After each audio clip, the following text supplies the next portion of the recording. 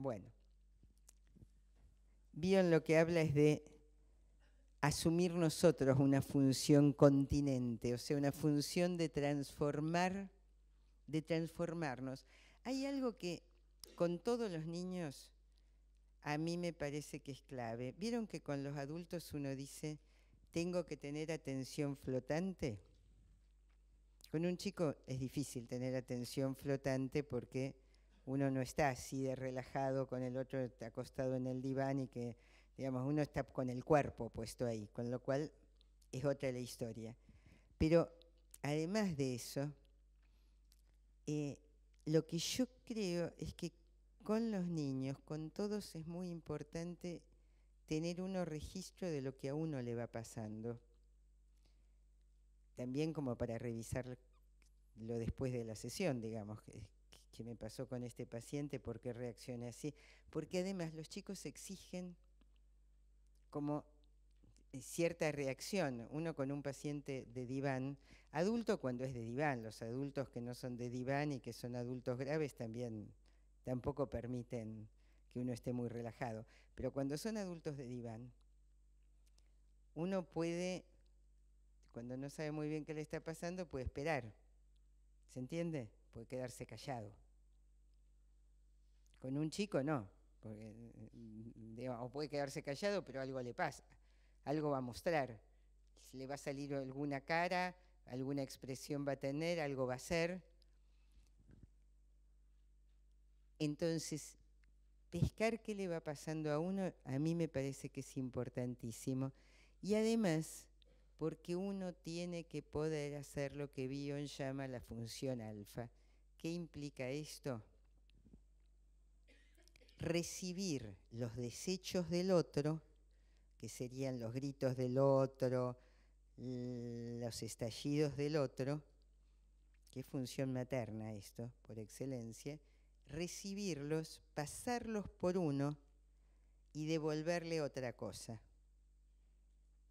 Una posibilidad sería que, digamos, el chico o uno está, digamos, o el chico grita, llora, y la madre grita y llora a la par, digamos, o el analista grita y llora a la par. Digamos. Estaríamos en la misma, allí se funcionaría tipo espejo del otro, con lo cual el chico recibiría, además de su angustia, la angustia del otro. Lo que, digamos, lo que es función materna, que a veces es fallida, y lo que el analista tiene que cumplir, y más con estos pacientes, es poder tomar eso que el otro trae, como digerirlo uno. Es como, ¿vieron? Hay algunas especies que la madre come, le da la comida y después le da la comida digerida al hijito. Bueno, de alguna manera acá esto es una función con los pacientes y con los pacientes graves aparece clarísimo. La otra cosa que es fundamental es lo que dice Franz Tastin con los niños autistas. Ella dice, hay que tratar de ser empáticos, que no es fácil.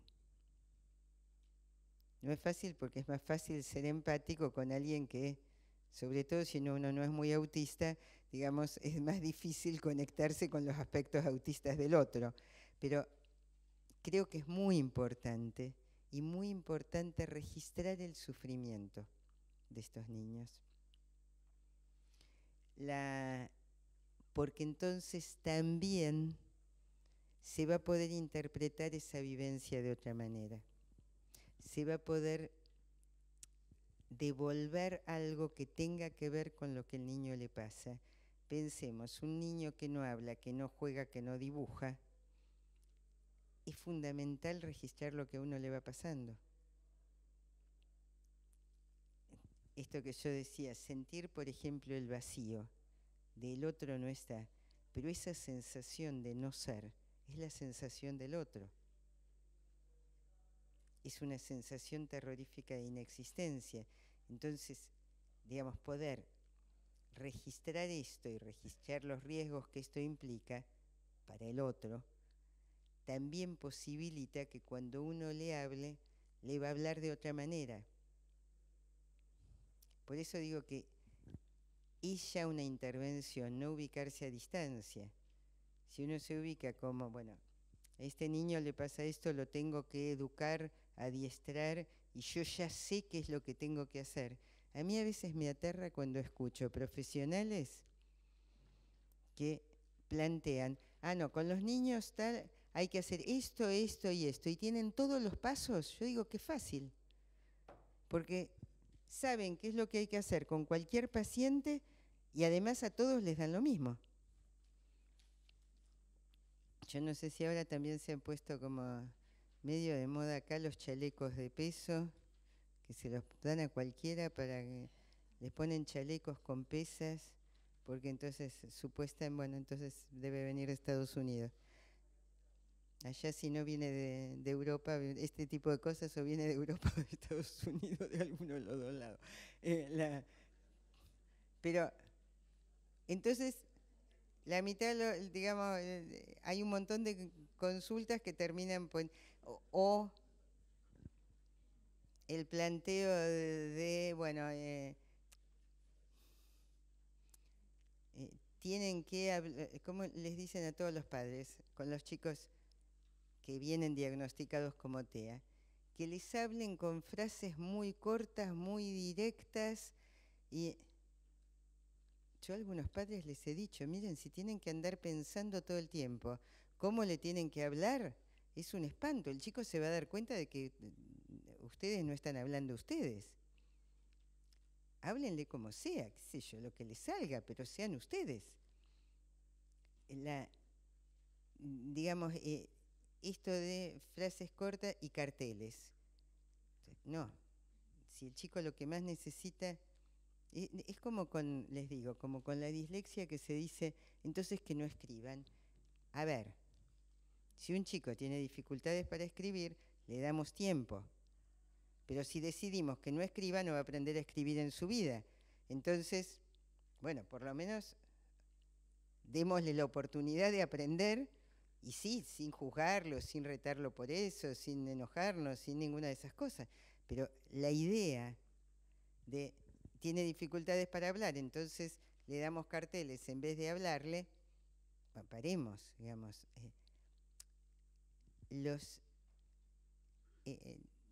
Yo creo que hay por eso, como me parece que el dispositivo en este caso, para mí, tiene que ver con la disponibilidad del analista, no con saber una técnica. ¿Se entiende? No es que hay que hacer tal cosa. Yo les puedo contar las cosas que yo hago, pero, y en los libros, bueno, la que sigue hablando de la empatía, Genevieve Hages en parte, ella es francesa y Tastin es inglesa, pero tiene mucho de discípula de Tastin. Y esto de la mirada, ella lo plantea en un artículo, dice que con un niño aferrado con la mirada a la contemplación de lo que está más allá de la ventana, dice, el terapeuta puede colocarse en una especie de atención conjunta para mostrarle su temor de seguir las cosas que se mueven. Entonces, ella dice, si un niño está mirando los autos que pasan por la calle, miremos con él los autos que pasan por la calle y tratemos de detectar qué es lo que el niño siente frente a eso. Pero además hay una cuestión interesante en eso, que es que hay un momento en que las miradas van a confluir, y no de manera directa, ¿se entiende? Sino que en un tercer elemento. Yo esto de un tercer elemento lo uso muchísimo. Ya sea un muñeco, un títere, cuando se puede, o una pelota, o lo que sea, digamos, o un auto. Pero la cuestión de meter elementos intermediarios con estos niños, a mí me parece que es clave. Bueno, esto yo expliqué por qué padre y madre y qué tipo de intervenciones en las entrevistas, y también el tema del sostén y la contención. Cuento un poquito de un niño que está en uno de los libros. De cualquier manera, pero porque me resulta más fácil contar pedacitos de pacientes que pacientes enteros eh, pero bueno, este es un niño de mucho tiempo, de hace mucho tiempo, un niño muy particular porque cuando vinieron los padres decían que como que ellos no habían notado demasiada cosa, que en la escuela les habían dicho que el niño tenía dificultad. Después apareció como que ya en ahí ya estaba el niño en primer grado, pero apareció como que ya desde hacía mucho les venían diciendo en otras escuelas, lo habían ido cambiando de escuela. Padres, una mamá, esta sí era una mamá como muy depresiva, pero además que había estado particularmente deprimida durante el embarazo y el primer año de vida de este niño, e inmediatamente están 10 años sin poder tener hijos. Y de repente ella queda embarazada. Simultáneamente se enferma el padre de ella,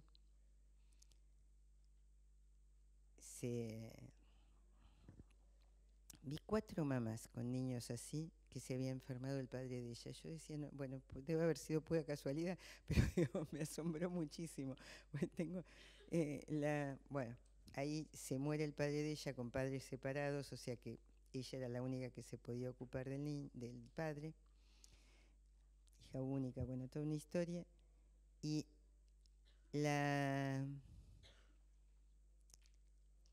a los 9 meses de este primer hijo, vuelve a quedar embarazada, después de 10 años de no quedar embarazada. Con lo cual, se replantea si quiere o no tener ese segundo hijo, pero al mismo tiempo dice, no puedo no tenerlo cuando estuve 10 años esperando, después no voy a volver a quedar embarazada. Entonces lo tiene, con una culpa enorme en relación a este primero, pero bueno. Los 2 niños habían hecho consultas previas en donde no sé bien qué pasó porque, digamos, hicieron una consulta, hicieron entrevistas familiares y lo que les planteó el terapeuta era, por un lado, que que lo que le pasaba a los niños era que les faltaban límites, cuando en realidad, digamos, a ver, este niño casi no hablaba, parecía inexistente, salvo cuando estaba con el hermano. Cuando estaban los dos, en realidad eran como una tromba, que yo supongo que fue lo que el terapeuta les dijo, como que les faltaban límites. No podían parar y tiraban más o menos el mundo abajo, digamos, y gritaban y corrían, y ahí este niño cobraba una vida inusitada, pero estando con el hermano. Y después era como que desaparecía él. Pero evidentemente eso no es solo una cuestión no es una cuestión de límites. Y por otro lado, ellos dejaron de ir no por eso, sino porque parece que esta persona empezó a tener entrevistas con ellos a solas y les dijo, que yo creo que por cliché, que tenían dificultades entre ellos. Y ellos decían, lo único que nos falta es que nos empiece a crear dificultades entre nosotros cuando entre nosotros nos llevamos bárbaro. Y era cierto que entre ellos se llevaban bárbaro. Digamos, ambas personas muy particulares, pero entre ellos, digamos, había en realidad había un excelente vínculo sin los hijos. ¿Se entiende? O sea, ellos se iban de viaje solos y era todo maravilloso. Está bien que con estos 2 nenes, que eran así como eran, uno de 5 y otro de 6, se les ocurrió llevarlos a Disney. Claro, fue un desastre, pero era obvio que podía ser un desastre. Digamos, lo que a mí me llamaba la atención de esta gente era que el ingeniero súper inteligente ella también una mujer muy inteligente, y no podían prever nada de lo que podía pasar con un niño. Una cosa que a mí me aterró en un momento fue que me contaron que los habían dejado a estos dos niños, porque fueron a Disney y después a Nueva York, y que los habían dejado. Sí, en Argentina es algo muy como que el viaje con los niños supuestamente es ir a Disney, que en realidad es más para los padres que para los niños. Yo muchas veces pienso, sobre todo con niños chiquitos, que es mejor llevarlos a la plaza, digamos, al parque que queda en la esquina de la casa, que van a disfrutar más que yendo a Disney. Digamos, pero bueno, aparece como que es la cosa soñada. Entonces, pero el tema es que como los niños no querían andar caminando por Nueva York todo el día, salían con los niños a la mañana y después me cuentan que los dejaban en el hotel a la noche, a la tarde, solitos, con la tele prendida, en castellano supongo, pero ¿cómo van a dejar dos niños pequeños solitos en un hotel en Nueva York? Bueno, no sé cómo mágicamente no pasó nada, pero allí hay una idea de que no los podían pensar, ¿se entiende? No los podían pensar como sujetos. Gente muy amorosa, por otro lado, digamos, o sea, estos para nada hostiles en el sentido ¿se entiende? De hablar mal del... Lo daban como algo natural. Y era cierto que ellos dos solos funcionaban bárbaro. Y estaban muy bien. Que claro, antes de esto ellos se habían ido de viaje, lo habían dejado con una de las abuelas y los niños también habían estado bastante bien y ellos la habían pasado genial. Vuelven con ellos al año siguiente y dicen, vuelven desesperados, dicen todo el viaje fue un desastre. Obviamente, insisto, no eran niños ni que podían hacer las infernales colas de Disney, ni andar caminando por Nueva York, ni ninguna de esas cosas, digamos. Eran muy pequeños, pero además niños con un tipo de funcionamiento en el cual no se iban a enganchar en esas cosas. Este niño, es cierto que, insisto, era un niño con ambos, pero solo era un niñito que sonreía, pero casi como una máscara, muy pequeñito además físicamente, más pequeñito que el hermano, si bien era un año más, o 9 meses más grande, un año más grande, muy pequeñito, muy de quedarse quieto y mudo. No había aprendido nada en todo el año. La otra cosa fue que habrán consultado, qué sé yo, digamos en septiembre, octubre, ahí recién los llamaron de la escuela, pero ellos veían que el cuaderno estaba en blanco. O sea, el niño no había hecho nada, era la mascota de la escuela, todos lo querían, pero lo querían porque le acariciaban la cabeza, le hacían así, digamos, el chico nada. No molestaba, o sea que entonces ni la escuela dijo nada, ni la familia dijo nada, porque era un nene que no molestaba. Bueno, cuando una de las cosas que pasó con este nene, sí, fue que yo empecé a verlo a él solo. Y primero tuve entrevistas familiares, trabajé bastante con los padres y empecé a verlo a él. Y él empezó en un momento dado, con este niño, sí, primero los juegos eran, él estaba sentado en el escritorio, yo del otro lado, con él yo tenía que hacer un esfuerzo enorme para conectarme, enorme, enorme, enorme, porque me iba todo el tiempo. Y, digamos, me tenía que, por eso, pelear conmigo misma y volver a estar, y volver a estar, y volver a estar. En un momento dado, lo que él hacía era, estaba así sentado, agarraba un autito chiquito y hacía esto. Entonces, bueno, yo empecé a hacer lo mismo con otro autito, hasta que pudimos empezar a intercambiar un poco. en un momento me empieza a mirar los muñecos y lo que empieza a hacer ahí es, ¿vieron lo que hacen los chicos muy chiquitos, que es que les hunden los ojos? Bueno, empieza, en realidad, casi como asustado con los ojos de los muñecos, pero empieza a hundírselos. Después de eso, los empieza a destrozar, empieza a romper muñecos. Y la otra cosa que pasa con este niño es que yo tenía un espejito chiquito, lo tiré al suelo, por suerte no es que no se desparramaron las piezas, pero se rompió el espejo, no le di más espejo. Claramente esto no lo soportó. Era rarísimo que tuviese un estallido furioso, yo creo que fue el único estallido furioso que yo le vi.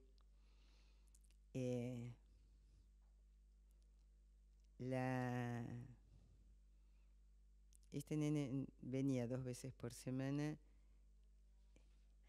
y recién después de 2 años, sí, en las segundas vacaciones, cuando yo le dije que me iba de vacaciones, que ya ahí había un vínculo establecido, se sentó en un rincón, se puso así y se le caían las lágrimas. Cuando vino la madre a buscarlo, yo le expliqué lo que había pasado y la madre estuvo bien ahí porque me dijo, bueno, me dice,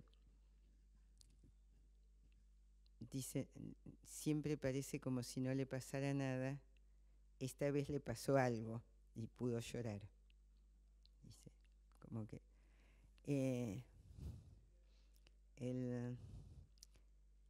de cualquier manera, lo que era muy llamativo en estos padres, por eso conté lo del viaje, es la idea de máquina que tenían en relación a los hijos. El papá muy directamente, porque una vez me dijo, el papá estaba, digamos, siempre cuestionando el tratamiento, y un día directamente me dijo, dice, usted no nos da ni resultado posible ni fecha de terminación. Dice, si yo llevo a un auto al mecánico, así me dijo, y no me dice cuándo está arreglado, es una estafa. O sea, directamente, bueno, yo traté de explicarle que el hijo no era un auto y que no era que yo podía decir se le cambia no sé qué las bujías o qué sé yo qué y lo arreglamos, sino que bueno, claro, era más complicado el tema. Igual sostuvieron el tratamiento muchísimo tiempo, la verdad es que, y lo sostuvieron hasta que el chico estuvo muchísimo mejor, la verdad es que lo sostuvo la madre que era la que lo traía, pero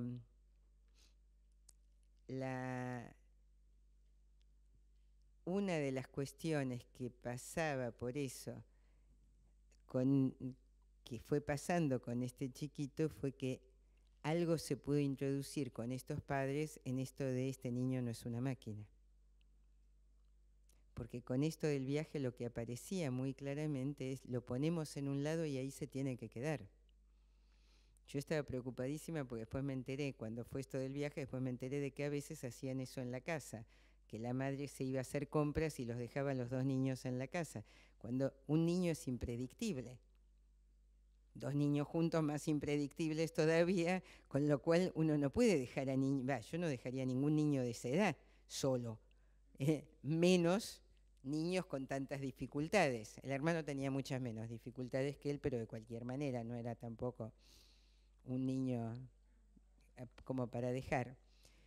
Entonces, muchas veces uno lo que tiene que plantearse es que si un niño siente que se confía en él, que se lo escucha, va a poder construir una representación de sí que le permita desplegar posibilidades y sostenerse en momentos difíciles. Algo que también, me parece que no lo puse acá, pero no, que quería contarles de este paciente, por eso lo traje para contar algunas intervenciones, fue que una de las cosas que empezó a hacer fue en un momento dado, tomaba autos o cualquier cosa, cualquier juguete que hubiera, y con la masa los cubría. Entonces empezamos toda una cuestión de, yo repetía la misma acción que él, iba haciendo lo mismo, pero tapaba y destapaba, y empezamos a tapar, destapar, también como manera de marcar presencia-ausencia, pero en esto también de poder armar contenido y continente, que me parece que también es una de las cuestiones que se ponen en juego como importantes, si ustedes quieren. Tanto esta posibilidad de ir armando de alguna manera, como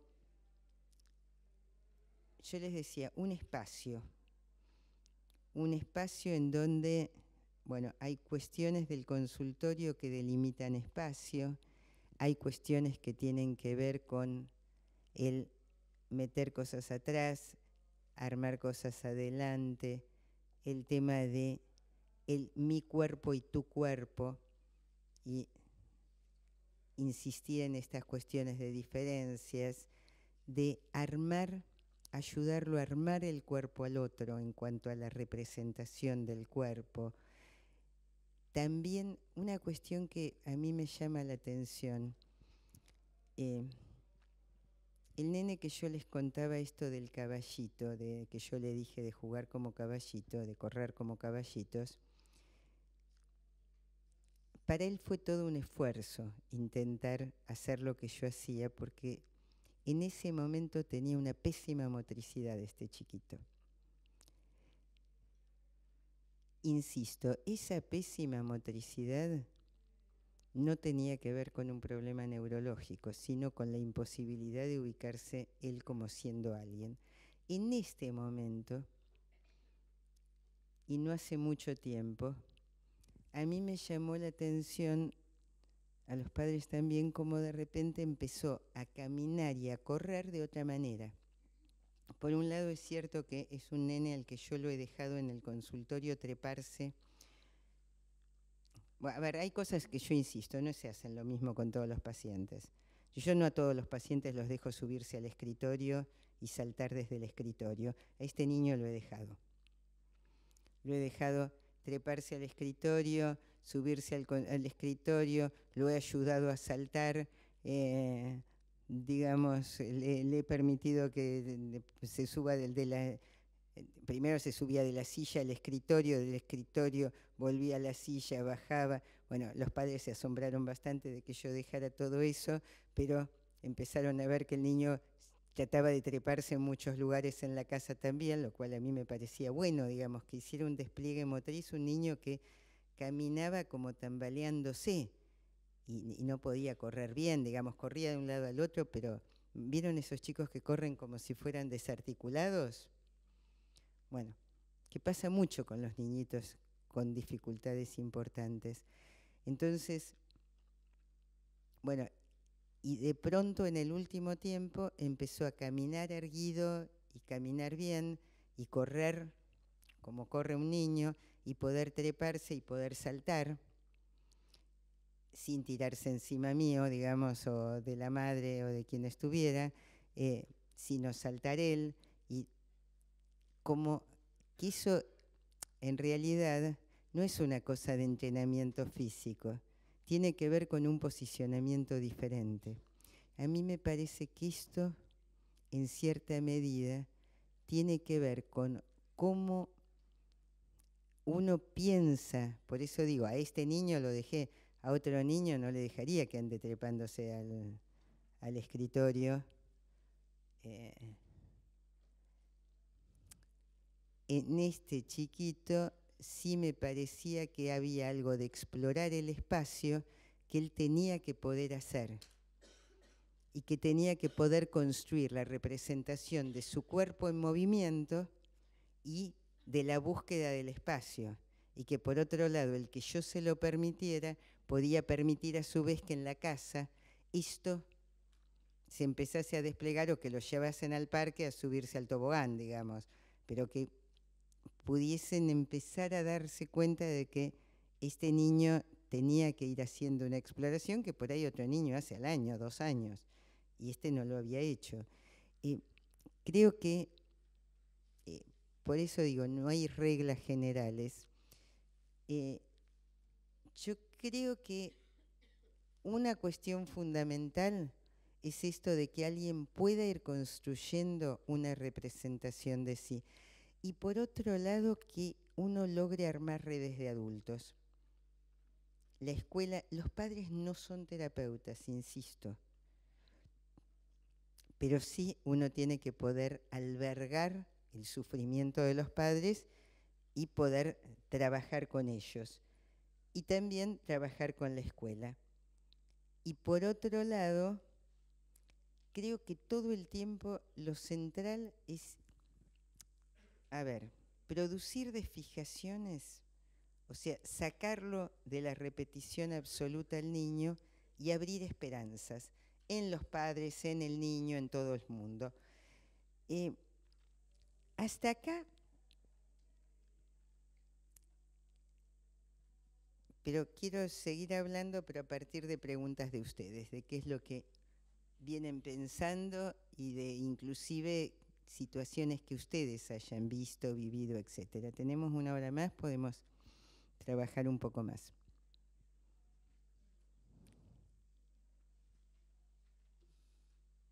Si no, yo sigo.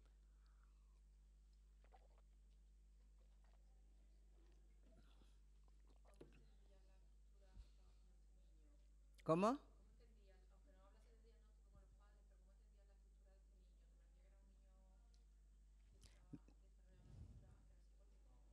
No, era mucho más autista que... Sí, sí. Sí, este niño se estaba armando en modo autista. Si bien tampoco era un niño autista, estrictamente. Es un niño que se estaba armando en modo autista, si querés, o con defensas autistas. No era un niño absolutamente autista. Una de las claves es esta, de que este niño era como que no existiese, salvo cuando estaba con el hermano. En la cuestión fusional, que el hermano sí era un niño que se trepaba por las paredes. El hermano hablaba, solo que había hecho una especie de mutismo selectivo el hermano.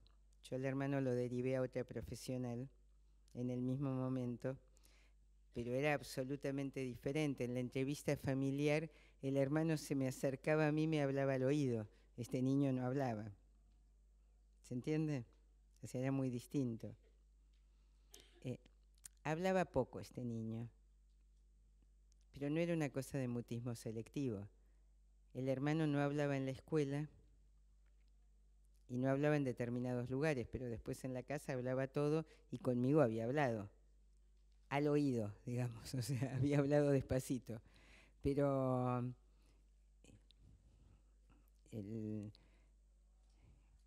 digamos, el hermano tenía una vitalidad de la cual carecía este niño, e inclusive parecía más grande que él, o sea, estaban como invertidas las situaciones. Este niñito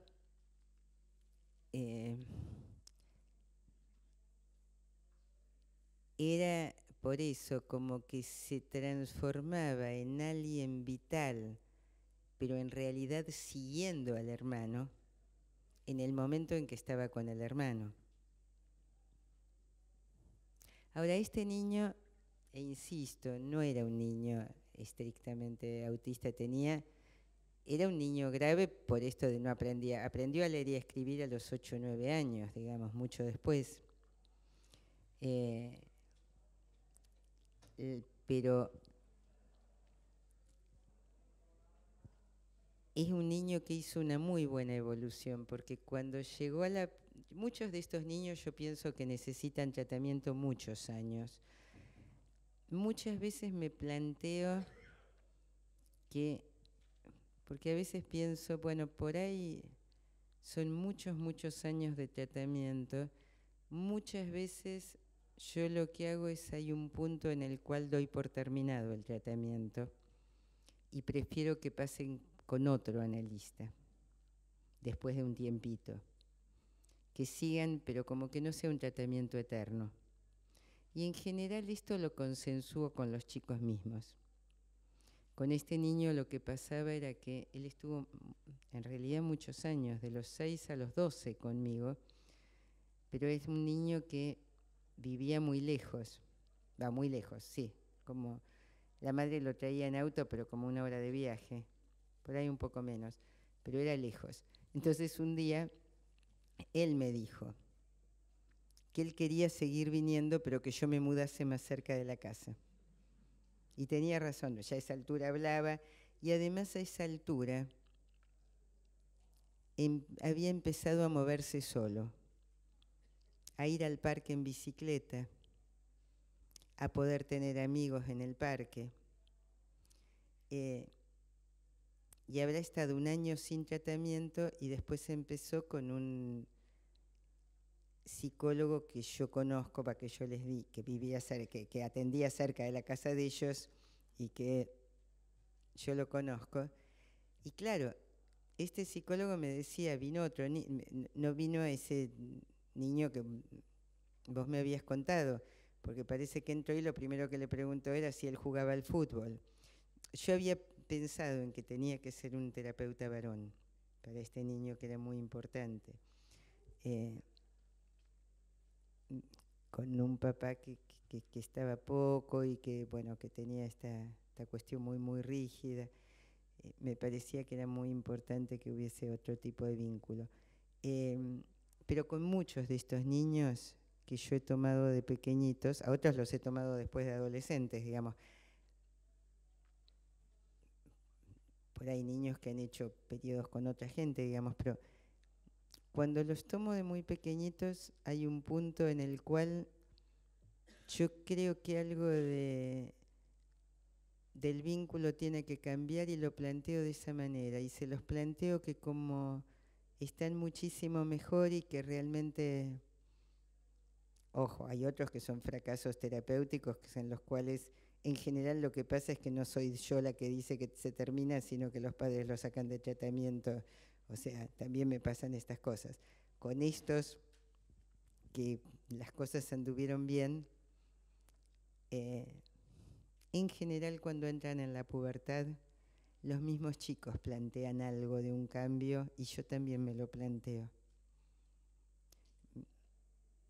Como que me parece que está bueno plantear que ya son otros, que no es ese niñito que venía con determinadas cosas, sino que, qué sé yo, me pasó con otra nena que andaba más, es otra de las que son inclasificables, digamos, pero que venía con 20 diagnósticos, pobre criatura, pero tenía reacciones psicóticas esas, claramente. Tampoco era totalmente una psicosis infantil, pero tenía funcionamientos psicóticos y igual muy particulares, porque casi de una psicosis histérica. Con 5 o 6 años se le tiraba encima cuanto hombre veía, no a las mujeres, pero por otro lado podía entrar en un supermercado y si no le querían comprar algo de lo que ella quería, tiraba el supermercado abajo, o digamos, tenía una serie, no tenía ningún tipo de diferencia familiar extraño. Bueno, todo esto a los 5 años, cuando yo la conocí. Pero después, cuando ya estaba en el último grado de la escuela primaria, que le hicieron como recursar como 2 veces el jardín de infantes, o sea, tenía 2 años más que el resto de los chicos. Estaba en el penúltimo año, ella tenía 12, y me dice un día, Beatriz, me gusta tal chico.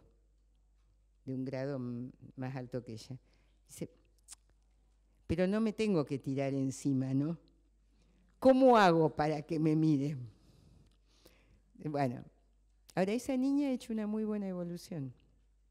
Digamos, de ella yo sé, con esa niña cuando me planteó esto yo dije, bueno, ya es otra niña, ya podemos hacer otra cosa.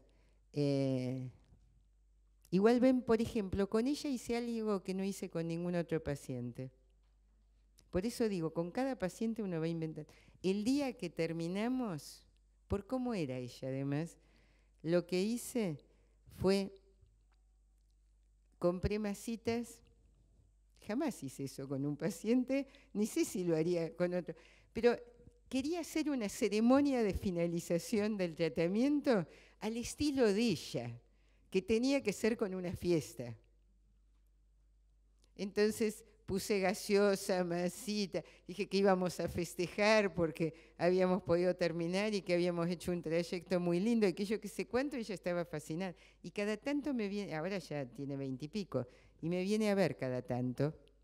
Y lo último que me enteré de ella, porque al padre lo veo mucho porque trabaja muy cerca de mi casa, entonces me lo cruzo a veces por la calle, y que yo, lo último que me contó fue que estaba preocupada porque no tiene trabajo, cosa que en este momento en la Argentina no es tan raro. Entonces yo le decía que le digo, bueno, le digo, pero explícale que no es que es por ella que no tiene trabajo porque no hay trabajo, entonces no hay. Pero por otro lado estaba de novia hacía 2 años, cosa que yo decía en realidad fue el objetivo de su vida, o sea que bueno, por lo menos, digamos, claro, se pasó siempre queriendo tener uno, bueno, tiene un novio de hace 2 años, está bastante bien, digamos, bueno, ya irá viendo lo del trabajo. Digamos, y tiene una vida autónoma en ese sentido, digamos, ¿qué es lo que, a ver, a mí me importa, por más que implique ya muchas veces, las veces que me venía a ver de más grande, de adolescente, me decía que por ahí tenía dificultades con los chicos, que a los demás, que había chicos a los que no les gustaba lo mismo que a ella, y que a ella le gustaba ir a bailar y por ahí no todos los chicos querían ir a bailar. Cosas así, y que yo creo que muchas veces se ha sentido desubicada. Pero bueno, pero anda por el mundo, qué sé yo, bueno, y ahora consigue un novio con el cual está bien, así que bueno, qué sé yo, digamos. A ver, no sé si se entiende, digamos, yo apunto a que alguien pueda sentirse siendo alguien, poner en juego deseos, ser una persona y suponer que puede funcionar autónomamente. Después irá viendo qué otras cosas resuelve de su vida, qué sé yo, digamos, pero con estos niños tan graves, yo creo que la cuestión es esa, que puedan ser alguien en todo caso, y que puedan desplegar sus deseos y que se puedan ir ubicando en el mundo. Me parece que, digamos, si pueden organizarse como para poder funcionar sintiéndose ellos, digamos, esta chiquita pudo, ya estando en tratamiento conmigo, pudo empezar a cuestionar un montón de cosas. Ella estaba enojadísima y tenía razón, porque le habían hecho estar 2 años en preescolar, en jardín antes de entrar en la escuela, y ella decía, 1 año es una cosa de diferencia, yo soy 2 años más grande que los demás, y eso no está bien. Y tenía razón ella. Porque además había sido por un error de los otros, digamos, en realidad fue un error de los otros, digamos, no sirvió eso. Entonces, el que alguien pueda cuestionar, pueda pensar, pueda ubicarse como siendo alguien, pueda desear, pueda buscar lo que desea, bueno, después insisto, otro tipo de conflictivas van a tener seguro. Y es probable que estos chicos necesiten ayuda durante mucho tiempo, ayuda terapéutica. aunque sea poder ir cada tanto a hablar con alguien y que haya que hacer un seguimiento. Yo sí les ofrezco siempre que pueden venir a hablar, y muchos vienen cada tanto. Pero también pienso que es importante que tengan otros tratamientos, porque yo a veces la sensación que tengo es que después de muchos años de tratamiento, por ahí a otra gente no le pase, yo tengo la impresión de que uno queda como por ahí medio encerrado y que hay cosas de repente que por ahí no ve. Entonces, y además esto, de que si un niño empezó a los 5 años, a los 12 o 13, si la cosa anduvo bien, ya es otro. Entonces, que no está mal que cambie. ¿Se entiende esto? Esto, ojo, es una modalidad personal, digamos, me parece a mí, que por ahí, qué sé yo, que alguien esté 20 años en tratamiento, que por ahí se pueden, como que el analista también puede entrar en repeticiones ahí, sin darse cuenta. Ojo, a veces a los 12, a veces a los 13 que termino, pero en general es en una época, no, con esta niñita fue antes que terminé, y ya sé por qué terminé antes. Terminé un poquito antes porque lo que yo pensé fue que era importante que estuviese. Lo hablé con los padres. Yo les dije, ella va a necesitar ayuda durante la adolescencia, seguro. Está muy bien en este momento y sería importante que esté un año sin tratamiento. Entonces, prefiero terminar, supongamos, a los 12, como para que, con 12 recién cumplidos, como para que cumpla los 13 y empiece otro tratamiento.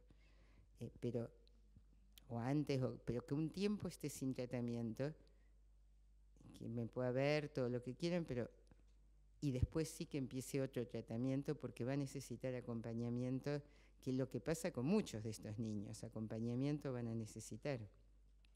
Y van a necesitar sostener una terapia. Qué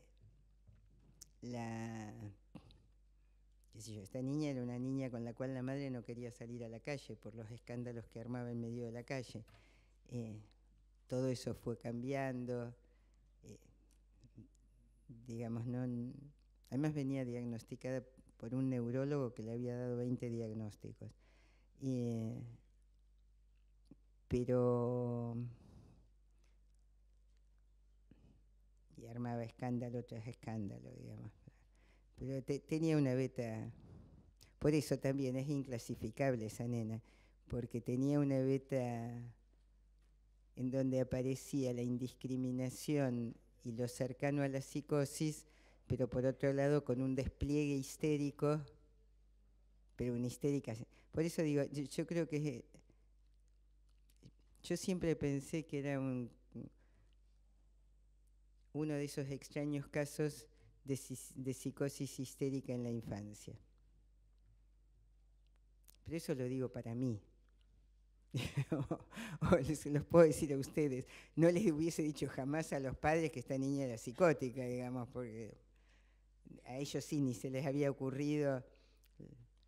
El neurólogo le puso TDAH, Gilles de la Tourette porque tenía tics y debilidad mental porque le costaba aprender. Entonces, cuando llegaron a los 3 diagnósticos, una tía dijo, vayan a ver a Beatriz porque ya había acumulado 3 diagnósticos, pobre nena. Pero ni era ni TDAH, ni Gilles de la Tourette, ni débil mental, digamos. La chica podía pensar. Bueno, ¿alguna otra pregunta? Sí.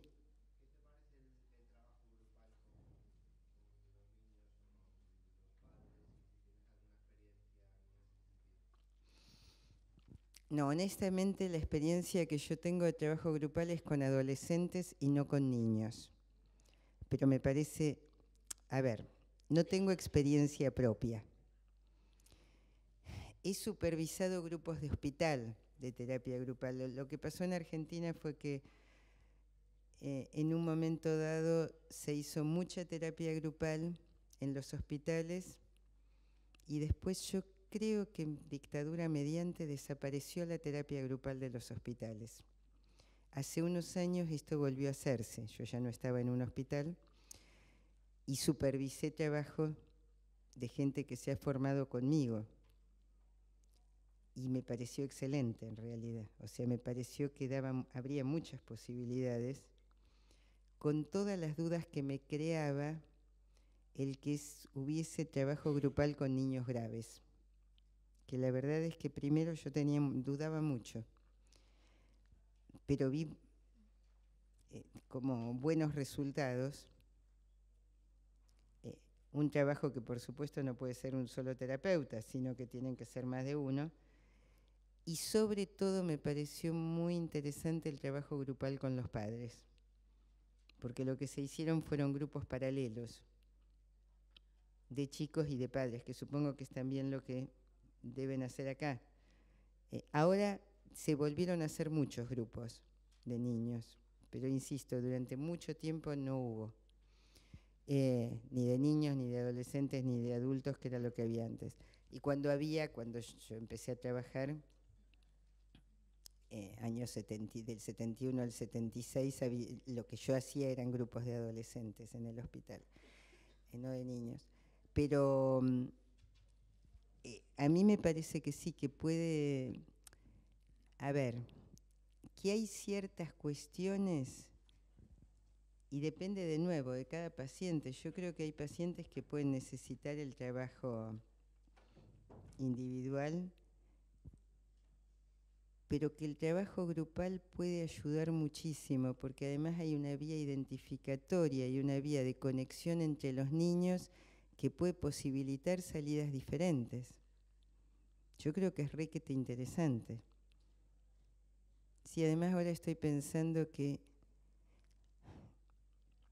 bueno, pero de nuevo, ahí ni supervisé, ni lo hice yo.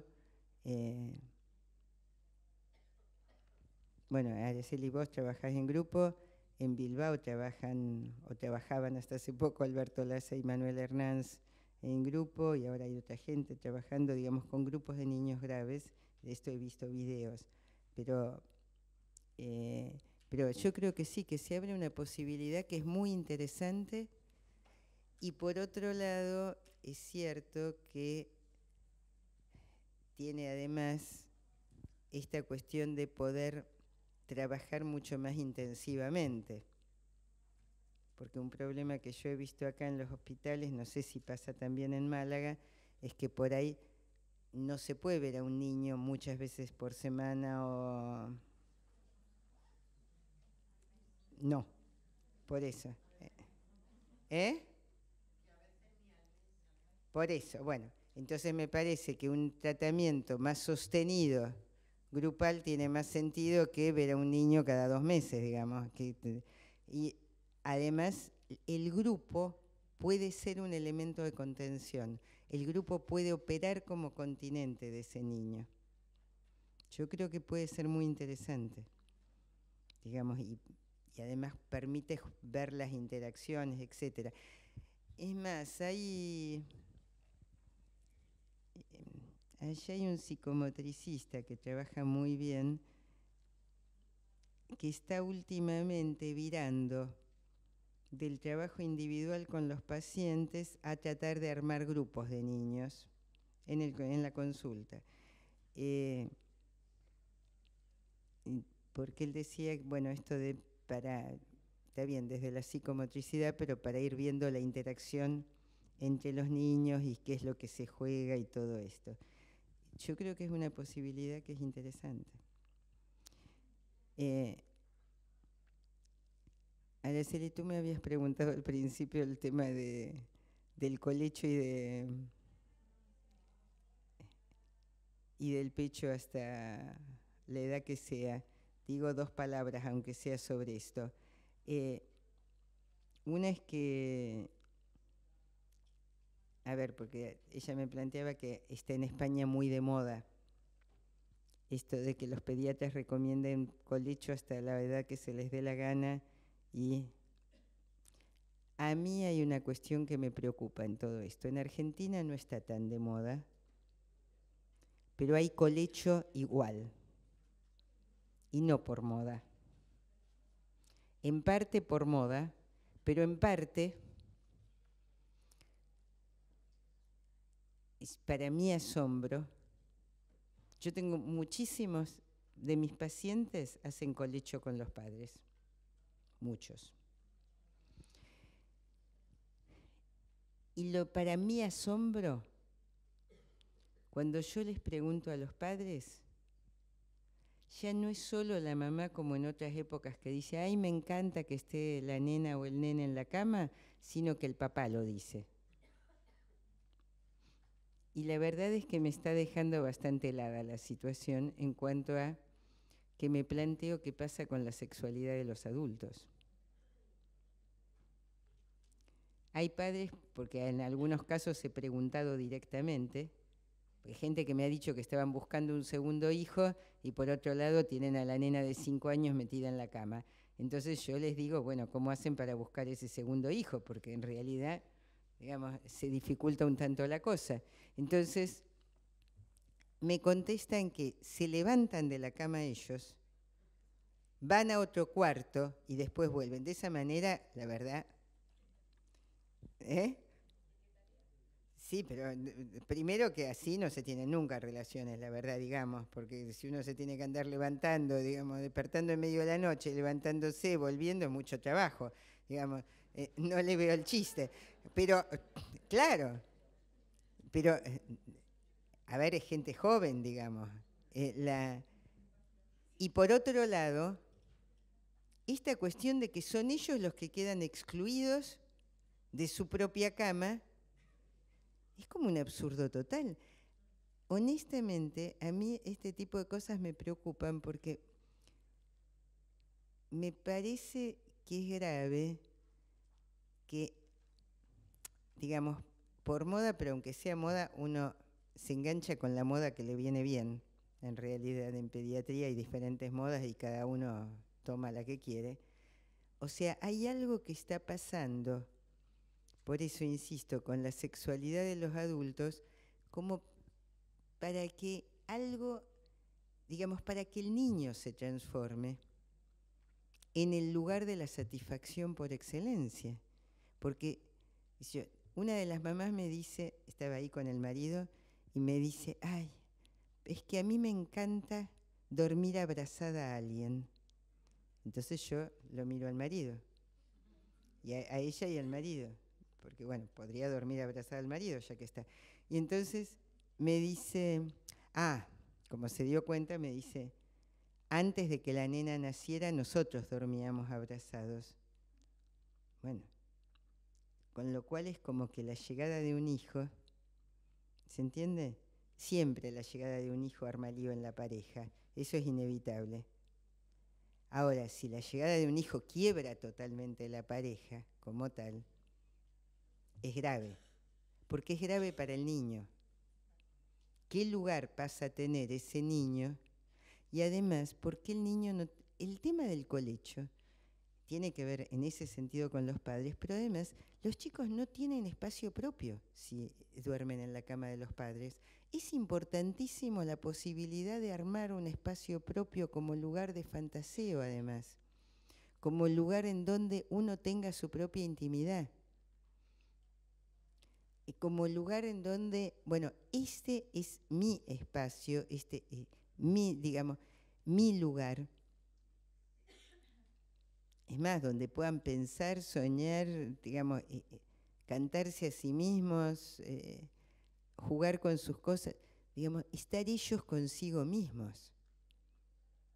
Si no, se arma una cuestión de fusión corporal y el pecho a demanda es otra cosa también, digamos, en donde se supone que la madre tiene que dejar de existir para dar pecho permanentemente.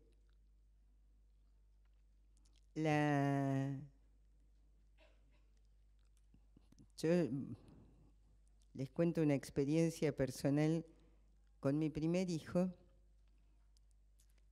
no estaba de moda esto, por supuesto, mi primer hijo hoy es un hombre grande, pero sí estaba de moda desde una posición bastante psicoanalítica, entre comillas, que, por lo menos allá, dar el pecho a demanda, en realidad no hacer esperar ni un minuto al niño. Entonces había que dar el pecho a demanda y si no mamadera a demanda o lo que fuera a demanda y en general hasta los 9 meses. Cuando el pediatra me dice esto,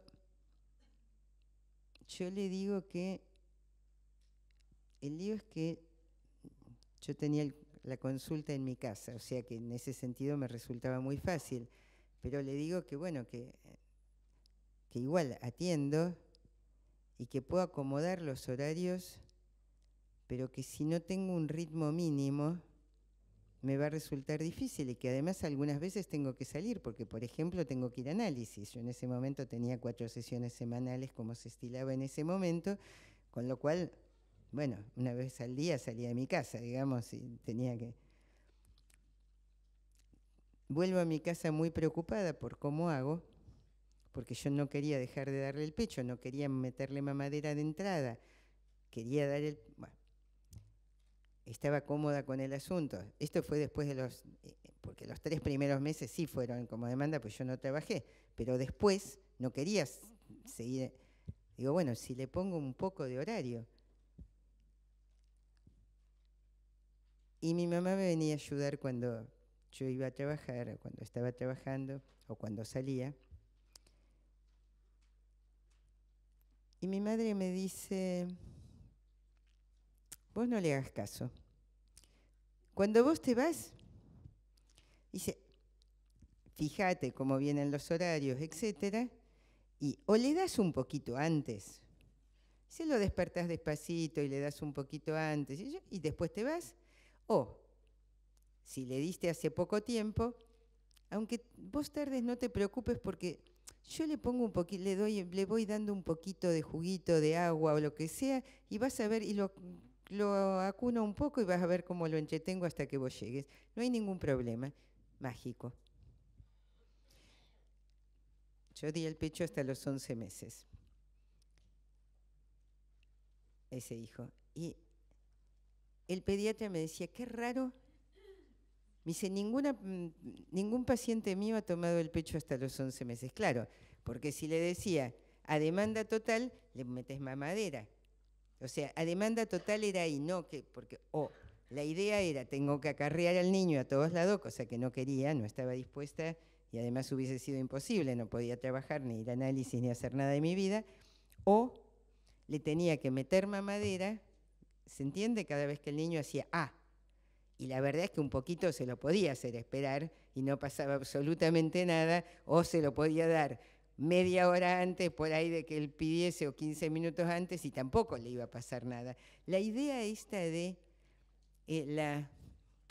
una cosa que es sagrada, pero además porque supone una esclavitud del otro, y de nuevo es la indiferenciación de los cuerpos. Bueno, ¿alguna otra pregunta? Se está yendo todo el mundo.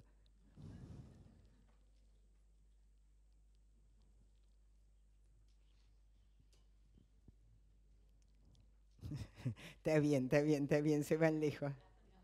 Chao. ¿Ustedes son de Sevilla? Yo mañana estoy en Sevilla.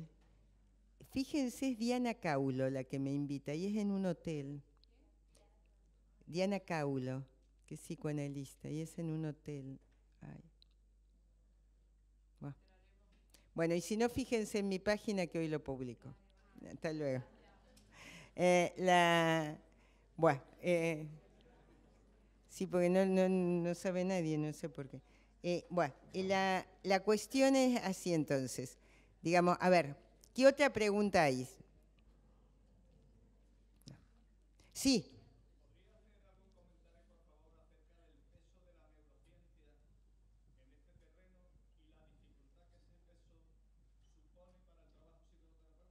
totalmente, sí. Y fue un error no tomarlo, un error mío. A ver, una cosa son los desarrollos de la neurociencia, que hay muchos y muy valiosos. Como ciencia, la neurociencia viene teniendo una serie de desarrollos que hablan de la plasticidad cerebral, etc. Y que realmente son valiosos y que además se articulan con el psicoanálisis. El problema se encuentra cuando eso se quiere pasar al trabajo terapéutico. ¿Por qué? Porque entonces lo que se supone es que que somos un cerebro y que se puede entrenar. En Argentina empezó a aparecer cosas tales como el cerebro va a la escuela, a lo cual nosotros contestamos, no va el cerebro a la escuela, va un niño a la escuela. Digamos, la idea de lo que tenemos que hacer es adiestrar un cerebro y si se hacen determinado tipo de cosas, se cambia. Es más, hay un neurólogo supuestamente, qué sé yo, digamos, es neurólogo, pero supuestamente muy famoso, pero que está haciendo desastres allá, que plantea que la pobreza se termina cambiándole el cerebro a los pobres. Hermoso, si fuera así de fácil, digamos, con lo cual quiere meterse en las zonas más pobres para educar a los niños para ser ricos. Entonces, hay cosas que son directamente vergonzosas, como por ejemplo, dice que pasándoles videos de gente que ha sido muy exitosa en su vida. ¿Qué tiene que ver? Digamos, yo pensaba, no estuvo nunca en un barrio pobre en la Argentina, porque si va él y muestra eso, lo asesinan, digamos, y con razón, porque en realidad no le sirve a alguien que uno muestre que, qué sé yo, si uno se destaca en determinada cosa, por ahí puede salir, ¿se entiende? Digamos, es de una crueldad espantosa pensar eso, porque en realidad lo que hay que hacer es una cuestión social de modificar las cosas. Bueno, la neurociencia, insisto, yo creo que se puede articular con el psicoanálisis. Lo que no se puede hacer es suponer que con determinados mecanismos le cambiamos la cabeza a la gente. Y están siendo un obstáculo, pero porque se confunden ambas cosas, se confunden. Es de alguna manera lo mismo que pasa con el cognitivismo y se articula la neurociencia con los cognitivos conductuales. Hay ciertos desarrollos de la teoría cognitivista que parten inclusive de cuestiones como Piaget, por ejemplo, que son interesantes y que uno las toma. Eso no quiere decir que el tratamiento pueda ser, porque hay como como si hubiese una teoría sofisticada como es la neurociencia y lo pasan a la práctica perdiendo de nuevo toda complejidad, se simplifica todo. Y entonces lo que plantean es, claro, no, como todo está en el cerebro, la neurociencia no, digamos, la neurociencia desarrolla cuestiones, sí, en relación a lo neuronal. Pero eso no quiere decir que entonces no exista todo lo demás. Cuando se plantea, por eso les digo, el cerebro va a la escuela. El cerebro no va a la escuela. Va un niño que tiene un cerebro, pero no solo tiene un cerebro, tiene entre otras cosas un estómago y si está muerto de hambre no va a aprender, por ejemplo. O si está triste le van a pasar cosas. Lo que, digamos, es como si uno dijera, bueno, a partir de los desarrollos, qué sé yo, de la gastroenterología, entonces podemos entender al sujeto. No, digamos, hay otras cosas que se ponen en juego y que yo creo que por eso digo, es más, nosotros podemos, así como uno puede tomar los desarrollos de Piaget y articularlos con el psicoanálisis,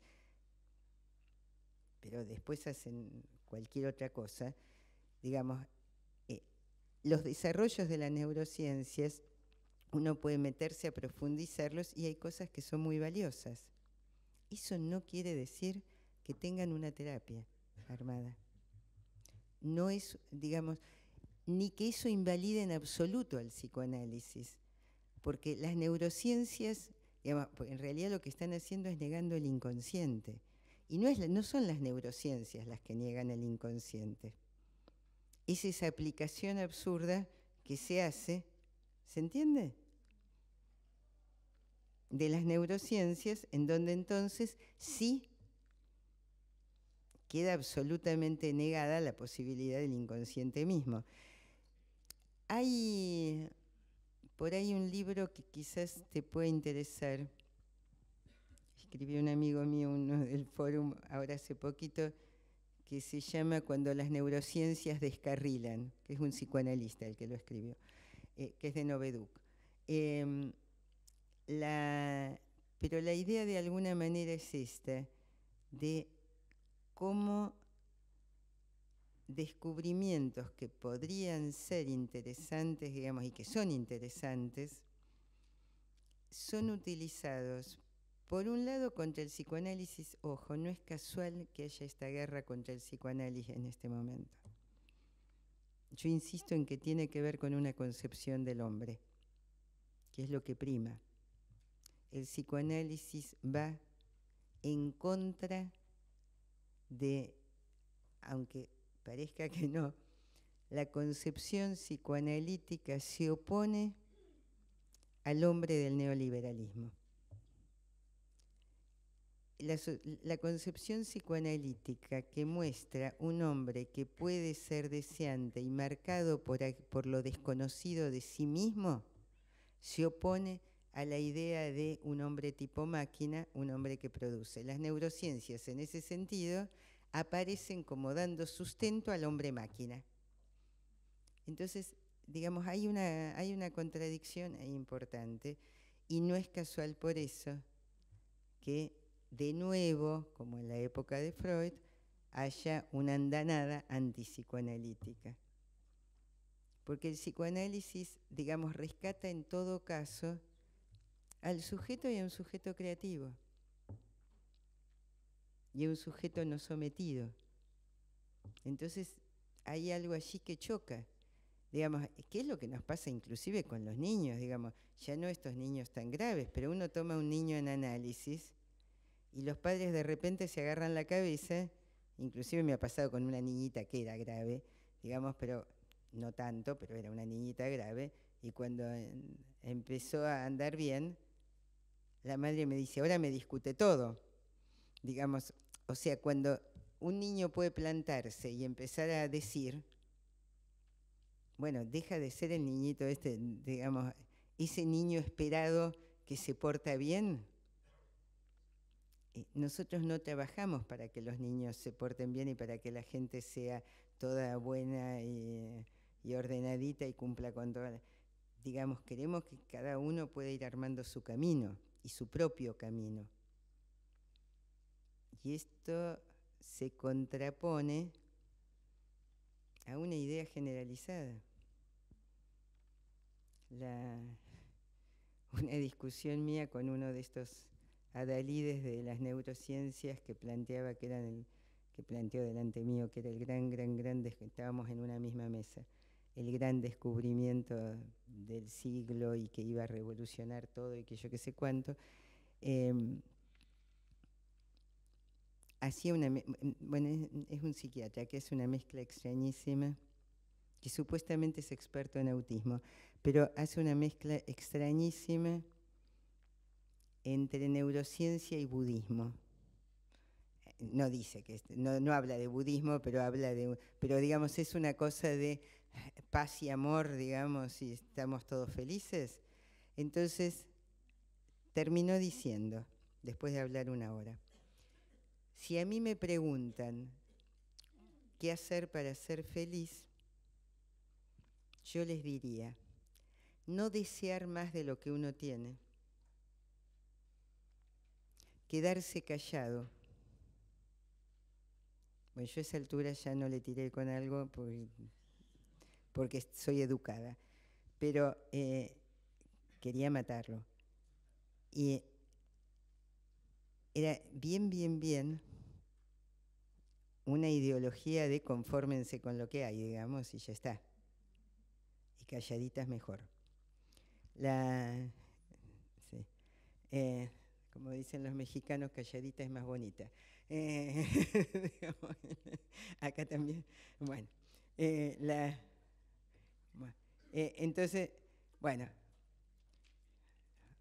yo ya había hablado, o sea que, pero después de eso igual dije, tomé el micrófono y dije que yo no acordaba, porque me parecía que si no desear más de lo que uno tiene implicaba no querer tener el último iPhone, yo acordaba totalmente que en realidad me parecía que el consumo desenfrenado, que siempre estuve en contra del consumo desenfrenado, que creo que eso, digamos, lleva un vacío absoluto, etcétera, etcétera. Pero decirle a gente que no tiene muchas necesidades y muchos deseos, no solo necesidades satisfechas, que no tiene que desear más de lo que tiene, es de una crueldad absoluta. Porque se dice desde un lugar en el cual, qué sé yo, no me quiero comprar un auto nuevo, digamos, pero y decir esto a un niño también es de una crueldad absoluta, decirle que no tiene que querer tener más de lo que tiene.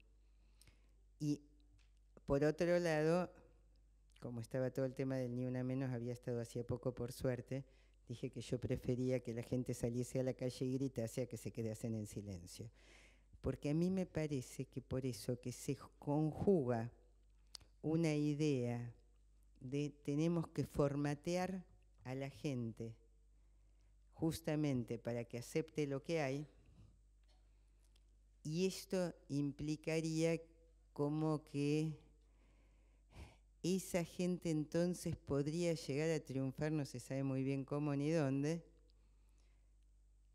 que no es cierto por otro lado, porque si se someten a todo difícilmente van a llegar a algún lado.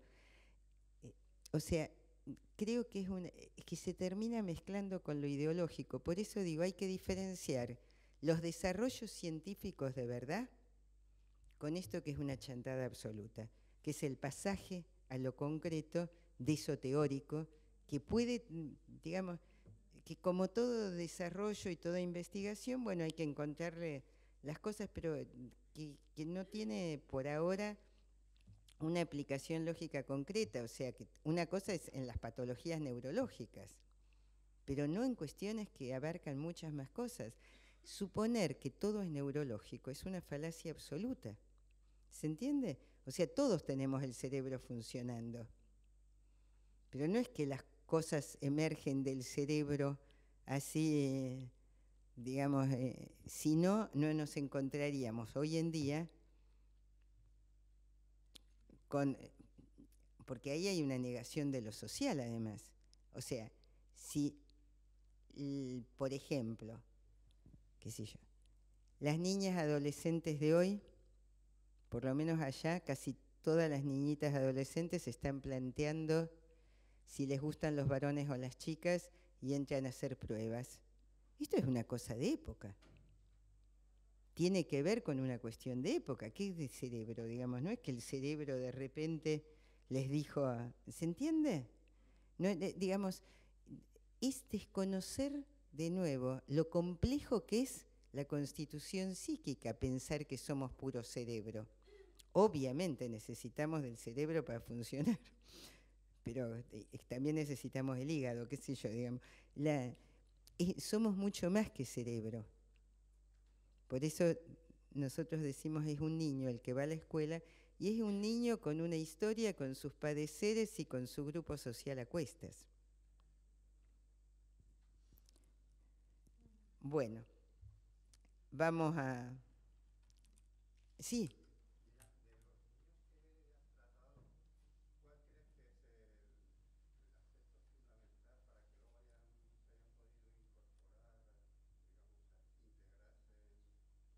socialmente.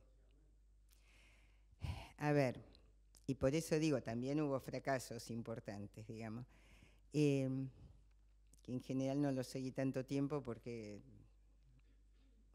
los sacaban.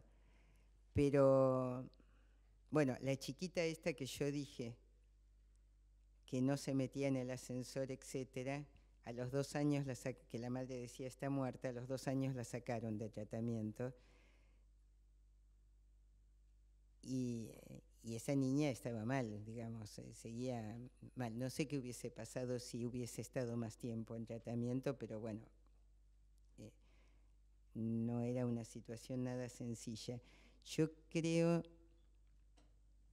que anduvieron, a ver, o la otra niña, que empezó con 8 años, la que yo digo que era claramente autista, bueno, así como esta otra chiquita era claramente una niñita psicótica,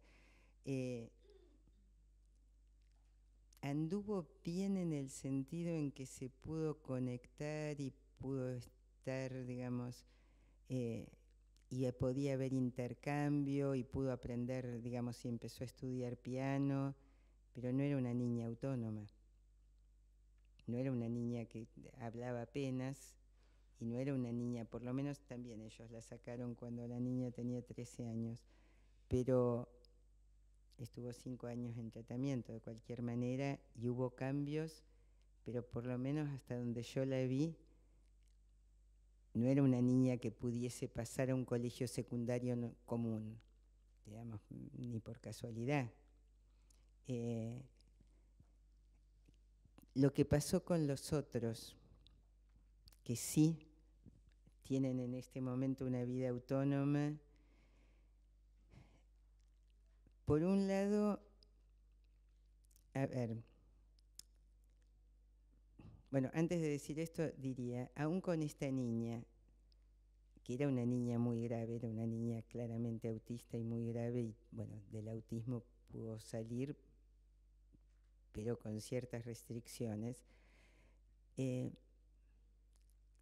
yo pensaba que valía la pena lo que había pasado, porque bueno, por lo menos estaba más conectada con el mundo, había podido, digamos, estudiar piano, hacer otras cosas, qué sé yo. Era esta que tenía el oído cero, digamos, entonces bueno, por lo menos, qué sé yo, una de las ideas era que se pudiese desplegar en la música, aunque fuera con ayuda en otras cosas. O sea, yo creo que vale la pena el intento. Me parece que en los otros se combinó por ahí. Una de las cosas que sí vi fue que hubo cierta, no sé si es facilidad, pero como que por un lado algo pasaba con con cada uno de estos niños. En uno de ellos yo decía, que la madre era tan difícil y con cuestiones tan terribles, era un niño como particularmente inteligente y que pescaba muchas cosas. E inclusive en las sesiones el trabajo con él era un trabajo súper rico y profundo porque como que pescaba todo y entendía todo. Y era un niño que en ese sentido, por más que tenía después estas explosiones y sufría un montón, podía, o sea, hubo algo en él que uno decía, este niño podía salir. El otro que yo decía, bueno, un niño con un tesón increíble y una capacidad de caer bien a la gente increíble. La niñita que yo decía recién que padecía una psicosis histérica, era también, digamos, a ver, a ella le resultaba difícil aprender, le resultaba difícil la conexión con los otros, tenía estallidos en cualquier lugar.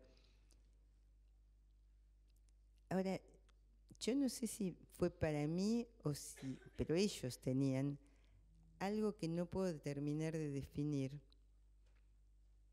que permitía que uno pensase, este chico por este lado puede ir. No sé cómo explicarlo bien, porque no es algo fijo, no fue en todos lo mismo, pero había como una puerta abierta a otra cosa. Y es cierto que todos, aunque fuera a los 5 años, empezaron a hablar. Este que yo digo que es tan inteligente vino hablando. Digamos, era un niño que cuando lo trajeron se hacía caca encima y manchaba las paredes con caca. O sea, la escuela lo deriva por esto, además de no jugar con los otros niños y todo eso. O sea, era un niño grave, pero hablaba. Y en el caso de otros niños, no hablaban. Cuando empezaron, pero a los 5 años hablaban, digamos, o empezaron a hablar por ahí de 5 años, y llegaron a tener un buen dominio del lenguaje. Y además hubo algo en esto de que uno, aunque costara al principio, que uno se pudiera conectar con ellos. Inclusive este último que conté también, digamos, después de un tiempo hubo una posibilidad de conexión y también empezó a hablar, digamos, o sea, no sé, es una muy buena pregunta porque yo no me la había hecho, pero, o sea, pero en realidad es eso, digamos, como que algo se fue dando y no me parece que sea lo mismo. Yo creo que todos los niños tienen una puerta abierta, que a veces uno la encuentra y a veces no. A veces es más fácil encontrarla y a veces no. Y también es cierto que la evolución de un niño no depende solo de uno. Eso también es cierto. O sea, yo tengo la impresión de que en muchos casos como que hubo alguien más que ayudó. En algún caso la escuela, en algún caso la mamá, el papá, la abuela, el tío, no sé, digamos. O sea, que alguien más estuvo allí interviniendo y se puso en juego. Qué sé yo, con este chiquito que yo contaba, la maestra de primer grado, yo creo que digamos, le dio una mano a él y a mí espectacular. Digamos, este que se había enamorado de la maestra y todo eso. ¿Se entiende? O sea, no es uno solo. Es fundamentalmente, digamos, uno el que lleva las riendas del tratamiento. Pero además al niño le pasan otras cosas y hay por suerte otra gente que también interviene y muchas veces ayuda. Digo, para bajar un poco la sensación de que tenemos que poderlo todo, digamos, y bueno, y reubicarnos un poco en esto, de que nosotros también vamos haciendo lo que podemos. Y vale la pena apostar, porque yo siempre digo, si de 10 niños graves podemos hacer que uno salga adelante, valió la pena el esfuerzo con los 10. ¿Se entiende? Bueno, dejemos entonces ahora sí y nos vemos el año que viene.